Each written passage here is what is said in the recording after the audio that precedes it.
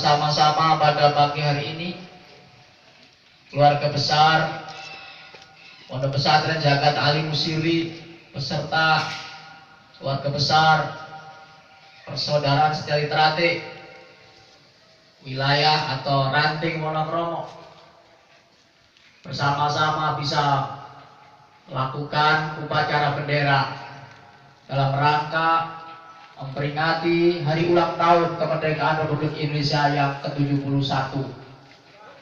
Ada banyak hal yang perlu kita perhatikan, bahwasanya PSHT Terate dan kaum santri pondok pesantren sesungguhnya punya andil yang besar dalam mewujudkan kemerdekaan negara Republik Indonesia.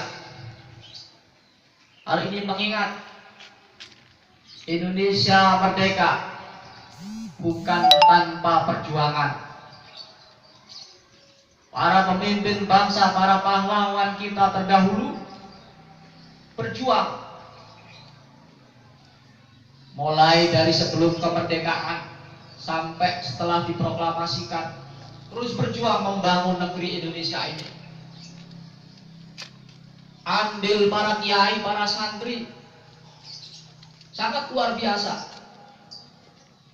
Kita tahu Pangeran Diponegoro merupakan anak dari Hamengkubuwono yang ketiga. Pangeran Diponegoro punya nama Abdul Hamid, adalah seorang santri dari Kiai Haji Hasan Besari Ponorogo. Pangeran Diponegoro berjuang membela negara dan rakyat yang waktu itu dijajah. Pangeran Diponegoro juga seorang santri dari seorang kiai di Sleman, di Salaman, Magelang, yang bernama Kiai Haji Nur Muhammad Ngadiwongso. Pangeran Diponegoro ini ngikuti torikoh, namanya torikohnya Qadiriyah. Ya. Kemudian kita mengenal pula Ki Hajar Dewantoro yang punya nama Suwardi Suryarningrat, tokoh pendidikan yang menyaingi Belanda waktu itu, mendirikan taman siswa. Ya, mengajari anak-anak bangsa masyarakat yang oleh Belanda disebut dengan sekolah partikelir waktu itu. Ya. Ternyata Ki Hajar Dewantoro yang punya nama Suwardi Suryarningrat itu adalah santri daripada Kiai Sulaiman Zainuddin Prambanan. Kemudian kita juga mengenal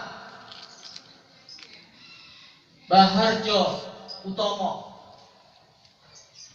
Baharjo Utomo ini ternyata masa mudanya beliau adalah pejuang, bahkan oleh pemerintah Indonesia tahun 52 diberi penghargaan menjadi pahlawan perintis kemerdekaan Indonesia. Baharjo Utomo ini adalah pendiri PSHT Terate yang merupakan santrinya Mbah Eyang Surodiwiryo. Mbah Eyang Surodiwiryo merupakan santri dari Tebu Ireng yang mengajarkan tasawuf melalui bingkai sel bela diri persaudaraan setia hati waktu itu. Ini ternyata menunjukkan bahwa para pejuang-pejuang Indonesia terdahulu mereka adalah santri-santri, kiai-kiai. Untuk itu saya bersuara keras meluruskan sejarah bahwasanya sesungguhnya PSHT itu adalah bagian daripada kiai dan ulama, bagian daripada wali-walinya Allah, bagian daripada komunitas pesantren yang dikemas dalam bentuk olahraga. Hadirin peserta upacara hari ulang tahun kemerdekaan Republik Indonesia yang ke-71 yang dirahmati oleh Allah. Kita tadi bersama-sama menyanyikan lagu kebangsaan.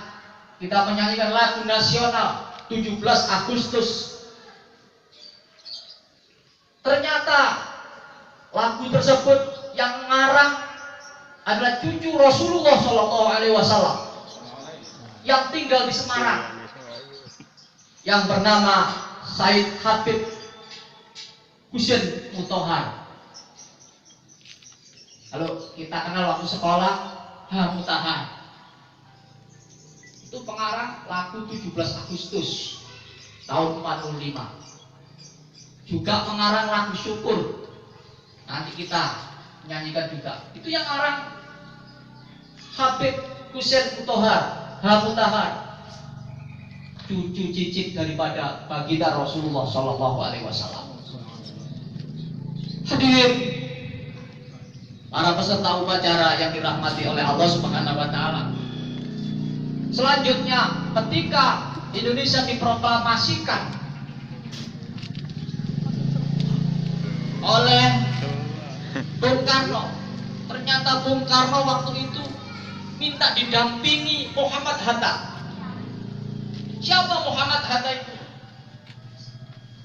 Ternyata Muhammad Hatta itu adalah selain bapak koperasi, banyak yang tidak kenal, tidak dikenalkan oleh masyarakat bangsa Indonesia. Ternyata Muhammad Hatta itu adalah seorang putra Kiai Jamil dari Sumatera.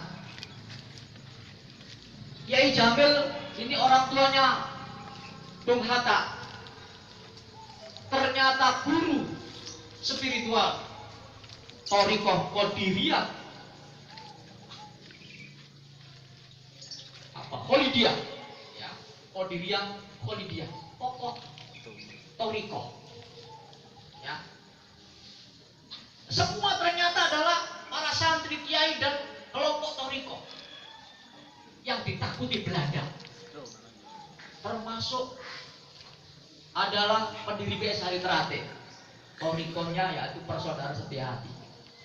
Karena mengajarkan hati yang bersih, hati yang bersinar, dan itu adalah ilmunya para wali Allah Subhanahu Wa Taala. Hadirin, para peserta upacara yang dirahmati oleh Allah. Sekarang kita adalah para penerus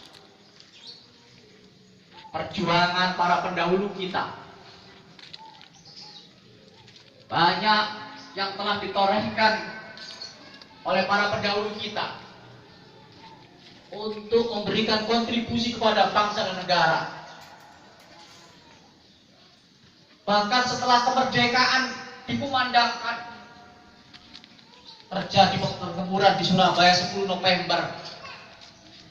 Ternyata yang menggerakkan adalah Kiai Hasyim Asy'ari dari Teguiran. Bung Tomo yang menggelegar, mengucapkan takbir berkali-kali, memberikan semangat kepada masyarakat waktu itu.